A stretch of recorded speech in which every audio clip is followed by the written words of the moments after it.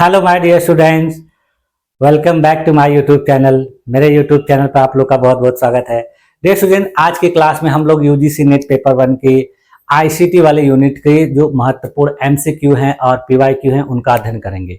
इससे पहले वाली क्लास में हम लोगों ने 15 क्वेश्चन का अध्ययन किया था, उसका प्रैक्टिस किया था, एक्सप्लेनेशन के साथ उसको देखा था और मैंने इसमें बताया था कि ये क्वेश्चन जो है विभिन्न पार्ट से रिलेटेड हैं कंप्यूटर से और इनको एग्जाम में पूछा जाता है। इन्हीं चीजों को कभी कभी क्या किया जाता है, कंबाइन करके आपसे क्रम लगाने के लिए पूछा जाता है या सही गलत के रूप में पूछा जाता है। तो आज हम लोग उसके आगे के क्वेश्चंस देखेंगे, लगभग 15 क्वेश्चन देखेंगे और ये क्वेश्चन भी उसी तरीके से डिफरेंट प्रकार के क्वेश्चंस जिससे कंप्यूटर के अलग अलग पार्ट से रिलेटेड हैं और इनको भी आपको पढ़ना जानना बहुत जरूरी है क्योंकि इनसे भी क्वेश्चन एग्जाम में पूछे जाते हैं। और आप लोग जब ये सारी चीजें देखा करें तो उसके बाद पीवाईक्यू वाले जो यूनिट है, जो किताबें बहुत सारी होती हैं, उनसे इन सब चीजों को एक बार मिलाया करें।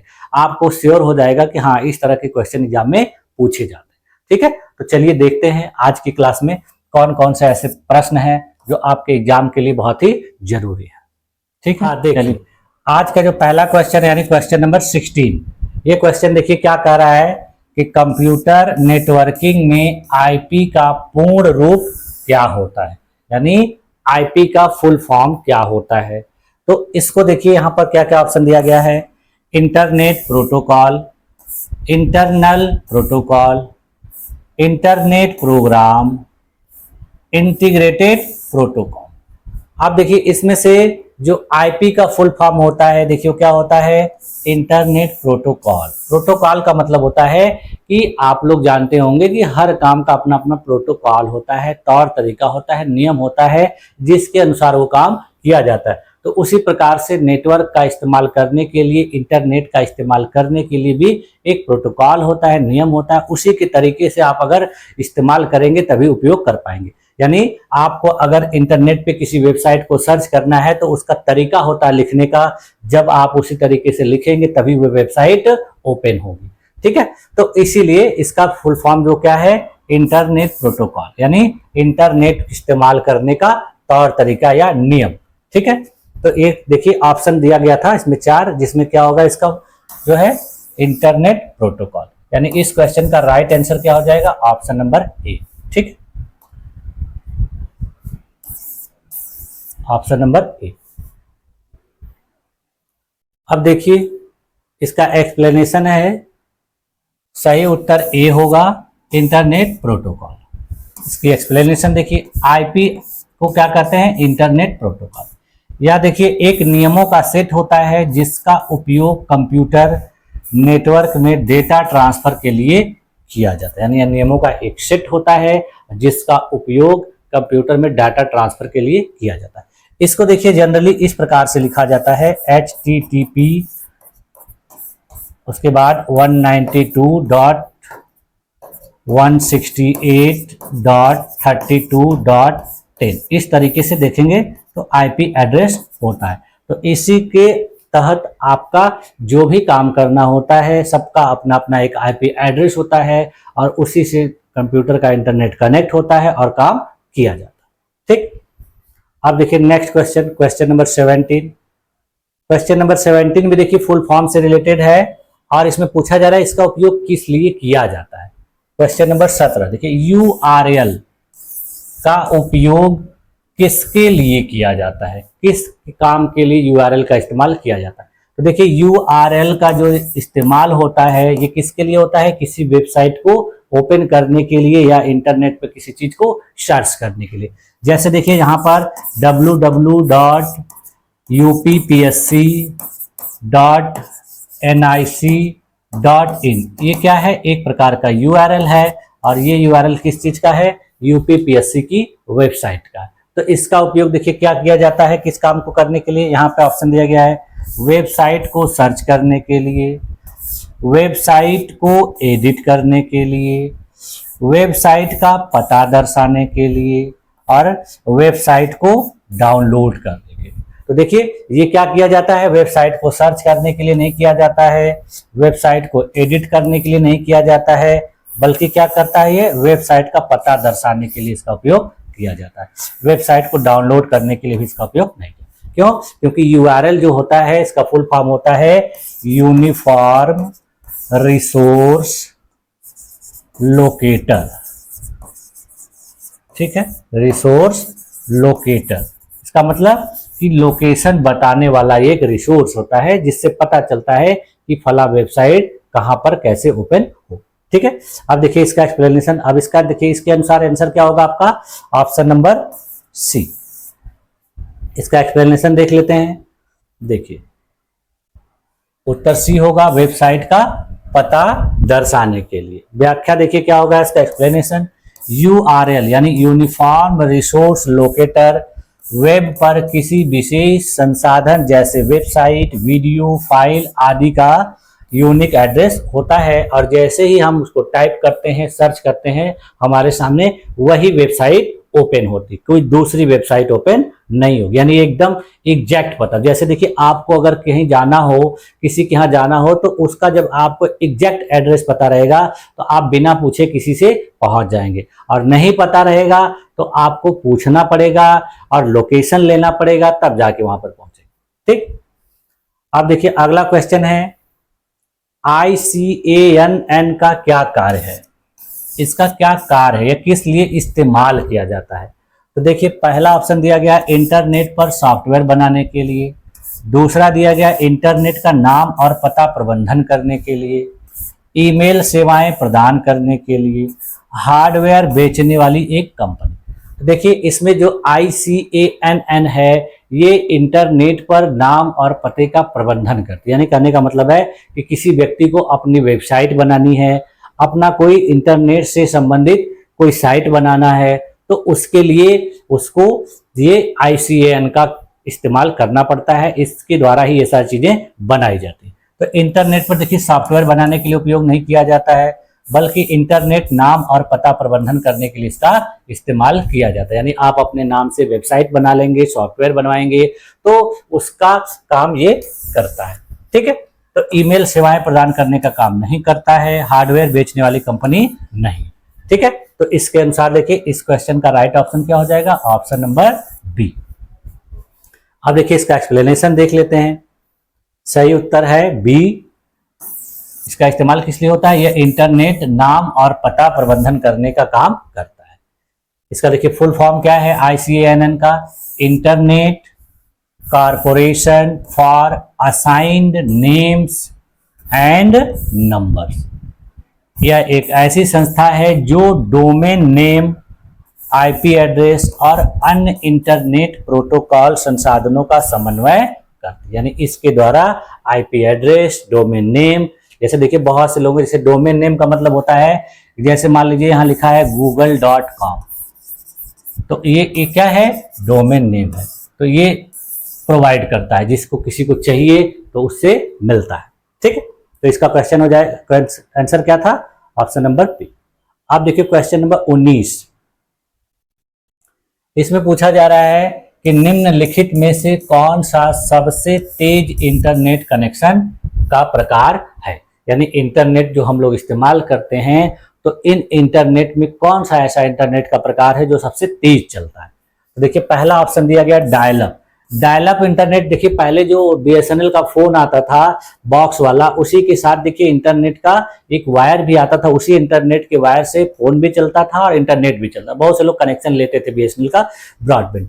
तो ये वाला जो है, उसके बाद फिर देखिए DSL वाला होता है, फिर उसके बाद देखिए ब्रॉडबैंड होता है, और फिर ऑप्टिकल फाइबर।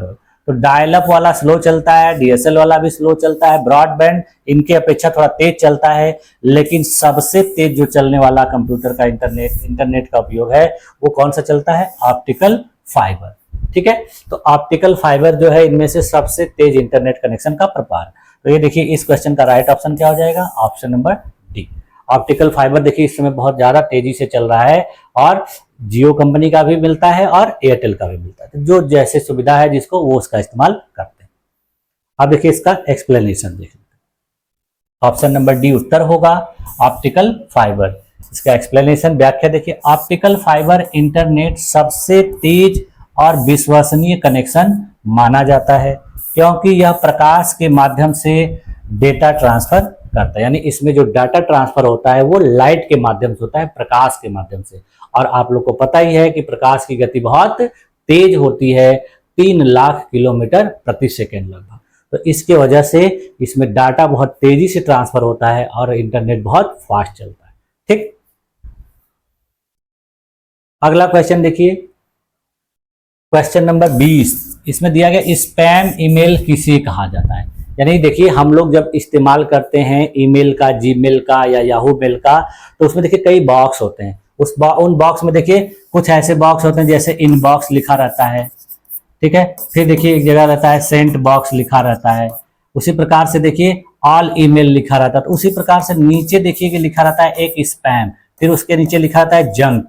तो स्पैम ऐसा जो ईमेल का प्रकार है जिसमें ऐसे मैसेज होते हैं जो अवांछित होते हैं, यानी जिनको आप नहीं जानते हैं वो अपने आप आ जाते हैं आपके ईमेल आईडी पर। तो उसी प्रकार के जो होते हैं अवांछित होते हैं, बिना पूछे गए, बिना जाने हुए मैसेज होते हैं। ठीक है, तो यही इसमें पूछ रहा है कि स्पैम ईमेल किसे कहा जाता है। तो पहला दिया गया है कि प्रमाणीकरण किया गया ईमेल, प्रमाणीकरण वाला नहीं होता है। दूसरा दिया गया व्यक्तिगत जानकारी के लिए भेजा गया ईमेल, तो ये भी नहीं होता है। तीसरा है अवांछित और बिना पूछे भेजा गया, यानी ये अवांछित होगा, आपको जरूरत नहीं है फिर भी आपके ईमेल पे आ जाएगा, और बिना पूछे आपसे परमिशन लिए आपके ईमेल पर भेज दिया जाता है। चौथा दिया गया है एनक्रिप्टेड ईमेल। तो देखिए इस क्वेश्चन का राइट ऑप्शन क्या हो जाएगा, पहला नहीं होगा, दूसरा भी नहीं होगा, क्या होगा, ऑप्शन नंबर सी होगा, ये भी नहीं। यानी इस क्वेश्चन का राइट ऑप्शन क्या होगा, ऑप्शन नंबर सी। ठीक, अब देखिए इसका एक्सप्लेनेशन देख लेते हैं। देखिए सही उत्तर क्या है, सी है।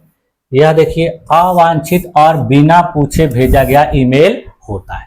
इसकी व्याख्या देखेंगे, एक्सप्लेनेशन। स्पैम ऐसे ईमेल होते हैं जिन्हें उपयोगकर्ता ने मंगाया नहीं होता है और यह आमतौर पर प्रचार या धोखाधड़ी के उद्देश्य से भेजे जाते हैं। यानी इनको भेजने का उद्देश्य होता है या तो प्रचार करना किसी चीज का, एडवर्टीजमेंट करना, या फिर किसी के साथ किसी भी प्रकार की धोखाधड़ी करना होता है। गलती से कोई व्यक्ति उस लिंक को ओपन कर देता है तो उसके साथ धोखाधड़ी हो जाती है। ठीक, अगला क्वेश्चन देखिए, क्वेश्चन नंबर 21। इसमें देखिए क्या दिया गया है कि ओपन सोर्स सॉफ्टवेयर का मुख्य लाभ क्या है। यानी जो मुक्त प्रणाली वाले कंप्यूटर के सॉफ्टवेयर होते हैं उनका इस्तेमाल किस लिए किया जाता है। देखिए ये ओपन सोर्स सॉफ्टवेयर जो होते हैं इसका इस्तेमाल कोई भी व्यक्ति कर सकता है, ये मुफ्त में होते हैं, इनका कोई चार्ज नहीं देना पड़ता है। तो देखिए ये जो सॉफ्टवेयर होते हैं इनमें देखिए क्या क्या होता है। पहला ऑप्शन क्या दिया गया है कि इसका उपयोग सिर्फ कंपनियां कर सकती हैं। दूसरा दिया गया इसका स्रोत कोड बंद होता है। तीसरा देखिए यह निःशुल्क उपलब्ध होता है और स्रोत कोड देखा जा सकता है। चौथा है इसे केवल ऑफलाइन उपयोग किया जा सकता है। तो देखिए इसे केवल ऑफलाइन उपयोग नहीं किया जा सकता, इसे कुछ ऐसे भी चीजें होती है जो ऑनलाइन भी उपयोग की जाती है। उसके बाद देखिए यह निःशुल्क उपलब्ध होता है और स्रोत कोड देखा जा सकता है, ये बात सही है। इसका स्रोत कोड बंद नहीं होता बल्कि ओपन होता है। इसका उपयोग सिर्फ कंपनियां नहीं करती हैं, बाकी सभी लोगों के लिए उपलब्ध होता है। ठीक है, क्योंकि इसका मुक्त नाम ही लिखा गया। तो देखिए इस क्वेश्चन का राइट ऑप्शन क्या हो जाएगा, ऑप्शन नंबर सी। ठीक, देखिए इसका एक्सप्लेनेशन देख लेते हैं। देखिए सही उत्तर सी है, ऑप्शन नंबर। इसमें क्या लिखा है, यह निःशुल्क उपलब्ध होता है और इसका स्रोत कोड देखा जा सकता है। इसकी व्याख्या देखिए, ओपन सोर्स सॉफ्टवेयर वे होते हैं जिनका स्रोत कोड सभी के लिए खुला और उपयोग के लिए निःशुल्क होता है। ठीक, अब देखिए अगला क्वेश्चन, क्वेश्चन नंबर 22। ठीक है, 22 में देखिए क्या कहा जा रहा है, विकी क्या है। विकी देखिए क्या है, तो देखिए इसमें पूछ रहा है कि एक प्रकार की वर्चुअल रियलिटी है, एक ऑनलाइन डेटाबेस है, एक एन्क्रिप्शन सॉफ्टवेयर है।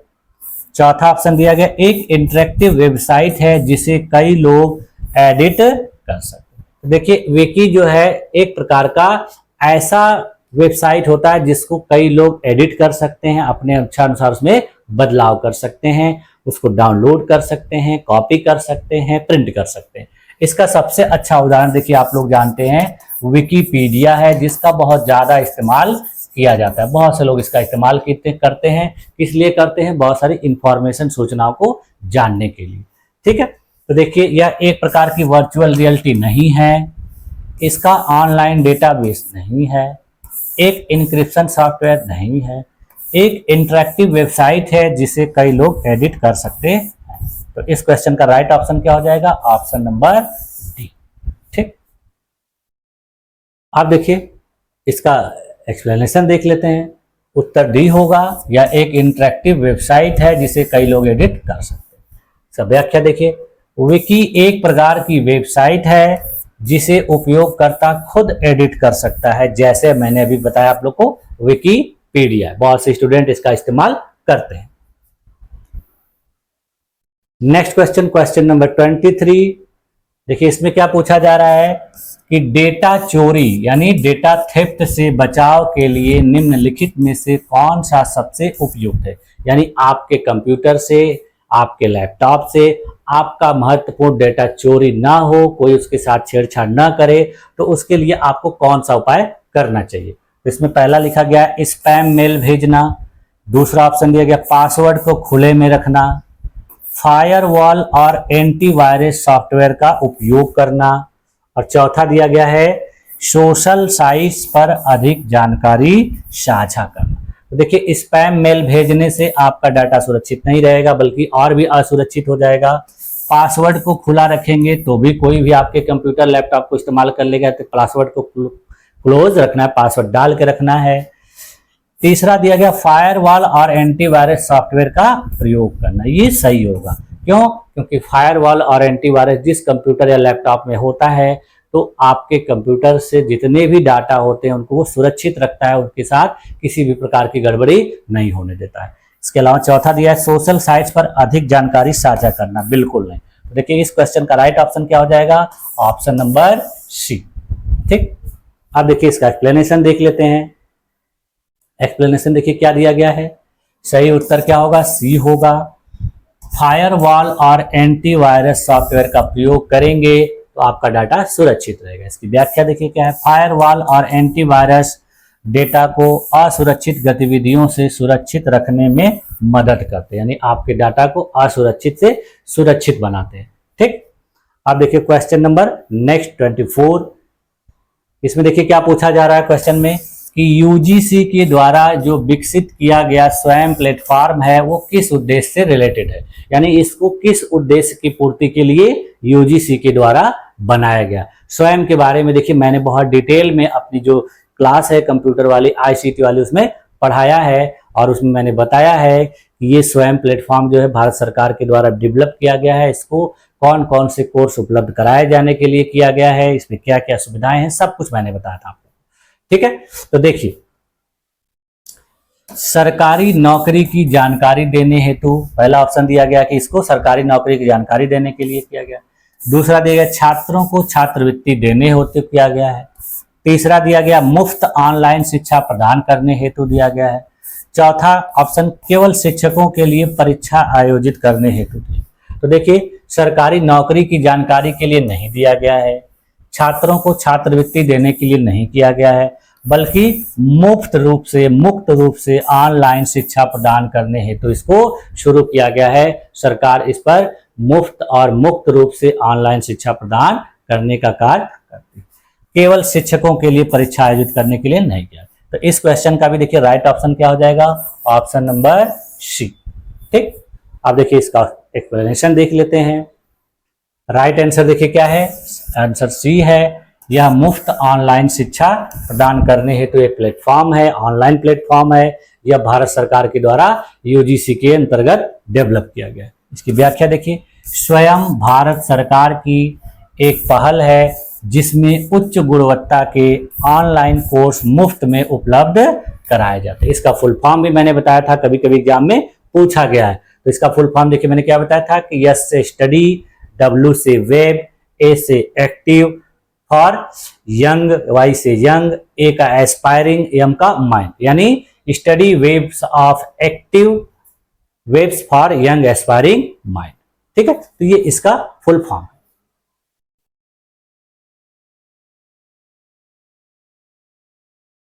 नेक्स्ट क्वेश्चन देखिए, क्लाउड कंप्यूटिंग का प्रमुख लाभ क्या है?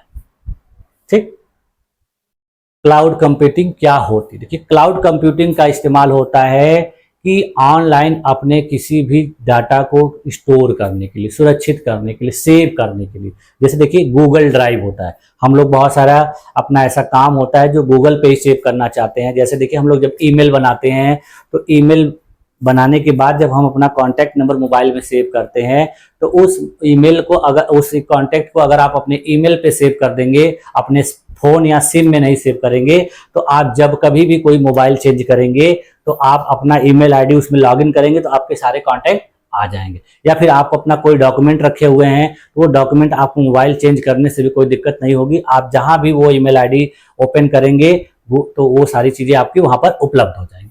ठीक है, तो इसका उपयोग देखिए जनरली किया जाता है किसी चीज को स्टोर करने के लिए, बाद में इस्तेमाल करने के लिए। तो पहला देखिए ऑप्शन क्या दिया गया है, कंप्यूटर की बैटरी का बैकअप बढ़ाना। दूसरा लिया है डेटा को ऑनलाइन स्टोर और एक्सेस करना। तीसरा ऑप्शन दिया गया केवल गेम खेलने के लिए। चौथा दिया गया है हार्ड डिस्क को फॉर्मेट करने के लिए। ठीक, अब देखिए अभी मैंने आप लोग को बता ही दिया कि इसका उपयोग बैटरी का बैकअप बढ़ाने के लिए नहीं किया जाता है, बल्कि डाटा को ऑनलाइन स्टोर करने के लिए और उसका एक्सेस करने के लिए, उसका इस्तेमाल करने, वहां तक पहुंच बनाने के लिए। केवल गेम खेलने के लिए भी नहीं किया जाता है, हार्ड डिस्क को फॉर्मेट करने के लिए भी नहीं किया जाता। ठीक है, तो इस क्वेश्चन का देखिए राइट ऑप्शन क्या हो जाएगा, हमारा ऑप्शन नंबर बी हो जाएगा, ऑप्शन नंबर बी। ठीक, देखिए उत्तर है ऑप्शन नंबर बी। इसका इस्तेमाल किस लिए, तो डाटा को ऑनलाइन स्टोर और एक्सेस करने के लिए। इसकी व्याख्या देखिए, एक्सप्लेनेशन देख लेते हैं। क्लाउड कंप्यूटिंग एक ऐसी सेवा है जिससे यूजर इंटरनेट पर अपने डेटा को कहीं से भी एक्सेस और प्रबंधित कर सकते, यानी उनका डाटा सेव रहता है और कहीं भी रहेंगे वो आराम से उसका इस्तेमाल कर सकते हैं, उसका यूज कर सकते हैं। ठीक, नेक्स्ट क्वेश्चन देखिए, क्वेश्चन नंबर 26। इसमें देखिए पूछा जा रहा है कि कंप्यूटर की मुख्य मेमोरी कौन होती है। देखिए मैंने आप लोग को मेमोरी वाला क्वेश्चन एक दिन और पहले कराया था, और उसके पहले जो कंप्यूटर से रिलेटेड जो क्लासेस कराई गई इसमें से सारी चीजें उपलब्ध है। तो मैं बार बार ये आप लोग को कह रहा हूं कि अगर आप लोग उन क्लासेस को देख लेंगे तो आपको इन क्वेश्चंस को सॉल्व करने में एकदम आसान हो जाएगा, किसी भी प्रकार की कोई समस्या भी नहीं आएगी, कोई डाउट भी नहीं रहेगा। तो देखिए कंप्यूटर की मुख्य मेमोरी कौन सी, तो मैंने उस दिन बताया था कि कंप्यूटर की देखिए दो प्रकार की मेमोरी थी, प्राइमरी और सेकेंडरी। तो प्राइमरी में देखिए मैंने आप लोग को बताया था कि प्राइमरी मेमोरी जो है दो होती है, पहला रैम और दूसरा रोम। ये देखिए मुख्य होता है, रैम का फुल फॉर्म होता है रैंडम एक्सेस मेमोरी और रोम का मतलब होता है रीड ऑनली मेमोरी। ये देखिए अस्थाई होता है और ये जो होता है अस्थाई प्रकार का होता है। ठीक है, तो ये दोनों जो है मुख्य मेमोरी है। अब देखिए इसमें जो ऑप्शन दिया गया है उन ऑप्शन में देखिए क्या क्या दिया गया। पहला दिया गया हार्ड डिस्क, दूसरा दिया गया रैम, तीसरा दिया गया सीडी रोम और चौथा दिया गया पेन ड्राइव। देखिए सीडी रोम और पेन ड्राइव और हार्ड डिस्क ये सब कैसी मेमोरी है, मैंने आप लोग को दिन बताया था कि ये सेकेंडरी मेमोरी। कैसी मेमोरी है, सेकेंडरी मेमोरी। तो प्राइमरी या मुख्य मेमोरी कौन सी है, इसमें ऑप्शन में रैम है। यानी इस क्वेश्चन का राइट ऑप्शन क्या हो जाएगा, ऑप्शन नंबर बी। ठीक, आप देखिए इसको एक्सप्लेनेशन भी देख लेते हैं। इसका देखिए सही उत्तर क्या होगा, बी यानी रैम। रैम का फुल फॉर्म क्या होता है, रैंडम एक्सेस मेमोरी। देखिए इसका व्याख्या, रैंडम एक्सेस मेमोरी। इसको देखिए कंप्यूटर की मुख्य मेमोरी कहा जाता है जिसमें वर्तमान में चल रहे प्रोग्राम और डेटा स्टोर होते हैं। यानी ये ऐसी मेमोरी है जिस समय आप कंप्यूटर का इस्तेमाल कर रहे होंगे, कोई प्रोग्राम चला रहे होंगे, उस समय उसमें स्टोर रहता है। लेकिन जैसे ही लाइट कटती है, स्विच ऑफ होता है, आप अपना कंप्यूटर मोबाइल बंद करते हैं, तो इसमें जो भी डाटा रहता है वो हट जाता है। ठीक है, यानी इसमें कोई चीज स्टोर नहीं होती, सेव नहीं होती। जब तक आप इस्तेमाल करते रहेंगे तब तक उसमें रहेगा। तो देखिए इसीलिए इसको कहा जाता है कि यह वोलेटाइल होती है, अर्थात बिजली बंद होते ही डाटा इसमें मिट जाता है, यानी इसमें सेव नहीं। ठीक, अब देखिए अगला question, question number 27। Question number 27 में देखिए क्या पूछा जा रहा है कि रोम में स्टोर डाटा को क्या कहा जाता है। यानी अभी मैंने क्या बताया कि रोम का फुल फॉर्म क्या होता है, रीड ऑनली मेमोरी। तो इसमें जो डाटा स्टोर रहता है उसको क्या कहा जाता है, तो इसमें देखिए पहला लिखा गया वोलेटाइल डाटा, दूसरा दिया गया है परमानेंट प्रोग्राम, तीसरा होता है यूजर डाटा और चौथा होता है डिलीटेड डाटा। वोलेटाइल का मतलब देखिए होता है अस्थाई। अस्थाई ये कौन सा प्रकार है, ये रैम होता है। ठीक है, यहाँ पूछा जा रहा है रॉम के बारे में, तो रॉम का फुल फॉर्म ही मैंने बताया रीड ऑनली मेमोरी, यानी इसमें आप कोई बदलाव नहीं कर सकते, केवल इसको देख सकते हैं, इस्तेमाल कर सकते हैं, रीड कर सकते हैं, छेड़खानी नहीं कर सकते। तो ये देखिए क्या प्रकार का होता है, ये वोलेटाइल नहीं होता है, ये कैसा होता है, परमानेंट होता है, यानी इसमें जो भी चीजें रहती हैं वो परमानेंट हो सकती हैं, कोई व्यक्ति उसको डिलीट नहीं कर सकते। यानी जितने भी कंप्यूटर के जो प्रोग्राम रहते हैं वो सब इसी में किए गए रहते हैं। आप कंप्यूटर लैपटॉप इस्तेमाल करेंगे, उसमें छेड़छाड़ करके कुछ भी हटा डिलीट नहीं कर सकते। ठीक है, तीसरा दिया यूजर डाटा नहीं, डिलीटेड डाटा नहीं। तो इस क्वेश्चन का देखिए क्या आंसर होगा, परमानेंट प्रोग्राम, यानी ऑप्शन नंबर बी। ठीक, अब देखिए इसका एक्सप्लेनेशन देख लेते हैं। ऑप्शन नंबर बी होगा उत्तर, परमानेंट प्रोग्राम।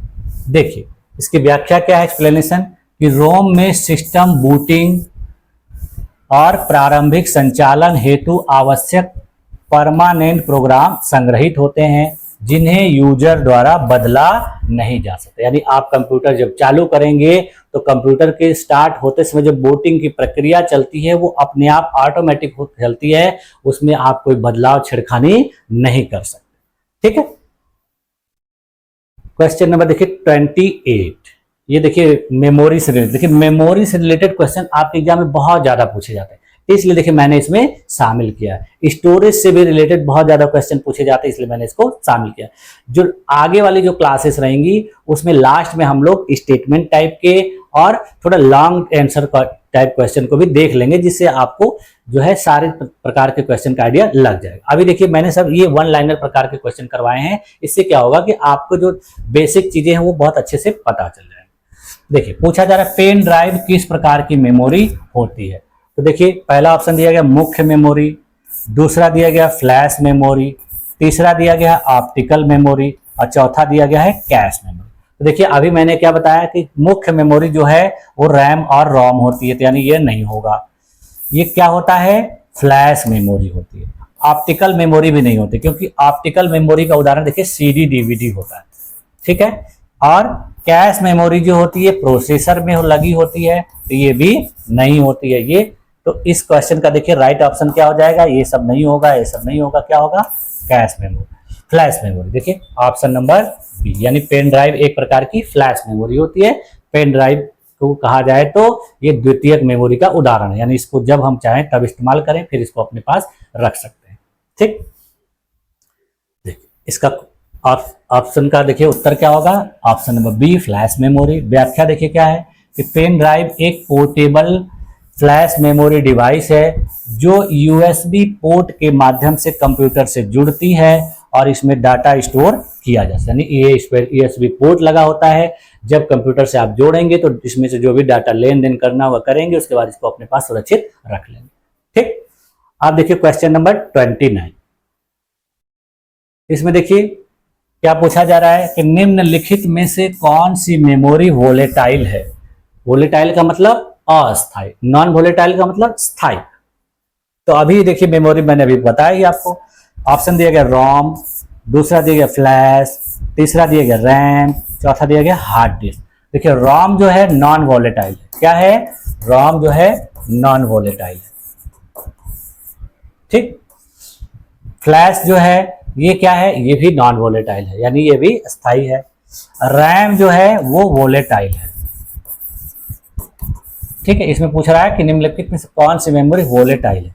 तो देखिए ये नहीं है, ये नहीं है, हार्ड डिस्क भी नहीं है, ये क्या है, रैम जो है वोलेटाइल है। तो इसका देखिए ऑप्शन क्या हो जाएगा, ऑप्शन नंबर सी। ठीक है, देखिए उत्तर है सी, रैम। वोलेटाइल मेमोरी वह मेमोरी होती है जिसमें डाटा केवल बिजली की आपूर्ति तक ही संग्रहित रहता है, जैसे रैम। यानी जब तक आपका कंप्यूटर चालू रहेगा, पावर उसमें मिलता रहेगा, तब तक इसमें डाटा रहेगा। जैसे ही पावर कटेगा वो डाटा उसमें से हट जाता है, इसलिए इसको कहा जाता है वोलेटाइल। ठीक, इसको वोलेटाइल से नॉन वोलेटाइल में ट्रांसफर करने के लिए आपको क्या करना पड़ता है, चीजों को सेव करना पड़ता है। अगर गलती से आपने कोई चीज काम करते इसमें सेव नहीं की, भूल गए, तो फिर बिजली कटेगी तो डाटा आपका नष्ट हो जाएगा, सेव नहीं होगा। तो इसीलिए देखिए ध्यान देना पड़ता है कि अगर कोई चीज काम कर रहे हैं तो आप बीच बीच में उसको सेव करते रहे, जिससे क्या होगा कि वो आपका जो है नॉन वोलेटाइल मेमोरी में सेव हो जाएगा और बिजली कटने के बाद भी उस पर कोई प्रभाव नहीं पड़ेगा, वो आपका पड़ा रहेगा। ठीक, आप देखिए क्वेश्चन नंबर 30, और ये आज की इस क्लास का देखिए लास्ट क्वेश्चन है, क्योंकि एक एक क्लास में मैं 15-15 क्वेश्चन करा रहा हूं और 3-4 क्लास में आपको 50-60 क्वेश्चन कराऊंगा, जिससे आपको पूरे अच्छे तरीके से आइडिया हो जाएगा कि आईसीटी से रिलेटेड क्वेश्चन किस तरीके से पूछे जाते हैं। ठीक है, तो देखिए क्वेश्चन नंबर 30 क्या पूछा जा रहा है कि यदि कंप्यूटर बंद कर दिया जाए तो कौन सी मेमोरी में डाटा नष्ट हो जाता है। देखिए अभी मैंने बता दिया कि कंप्यूटर बंद करने से कौन सी मेमोरी का डाटा नष्ट हो जाता है। तो यहाँ देखिए ऑप्शन दिया गया रोम, दूसरा दिया गया रैम, तीसरा दिया गया हार्ड डिस्क, चौथा दिया गया सीडी रोम। तो देखिए सीडी रोम में नहीं होता है, हार्ड डिस्क में भी नहीं होता है, रोम में भी नहीं होता है, किस में डाटा नष्ट हो जाता है, रैम में। यानी इस क्वेश्चन का राइट ऑप्शन क्या हो जाएगा, ऑप्शन नंबर बी। क्यों? क्योंकि रैम में जो भी डाटा होता है वो जब तक कंप्यूटर चलता रहेगा, बिजली आपूर्ति चलती रहेगी, तब तक इसमें रहेगा और उसके बाद डिलीट हो जाता है। देखिए ऑप्शन बी रैम होगा। व्याख्या देखिए, रैम जो है अस्थायी मेमोरी होती है और कंप्यूटर बंद होने पर इसमें जो संग्रहित डाटा है वो समाप्त हो जाता है। ठीक है, तो ये रहे देखिए आज की क्लास में महत्वपूर्ण 30 प्रश्न जो आपके आईसीटी से रिलेटेड हैं और इनको एग्जाम में पूछा जाता है, तो इनको आपको अच्छे तरीके से कर लें। और मुझे उम्मीद है कि आप लोगों को ये सारी चीजें अच्छे तरीके से समझ में आई होंगी और रुचिकर लगी होंगी। आप लोग इन सारी चीजों को देखा करिए, नोट्स बना लिया करिए, प्रैक्टिस किया करिए, और कोई भी अगर समस्या है, डाउट है, तो उसको कमेंट करके पूछ लिया करिए। ठीक है, आप लोगों ने अपने आप को मेरी इस क्लास में इतने देर तक बनाए रखा, धैर्य पूर्वक बनाए रखा, इसके लिए आप लोग का बहुत बहुत धन्यवाद। मिलते हैं नेक्स्ट क्लास में, तब तक के लिए थैंक यू।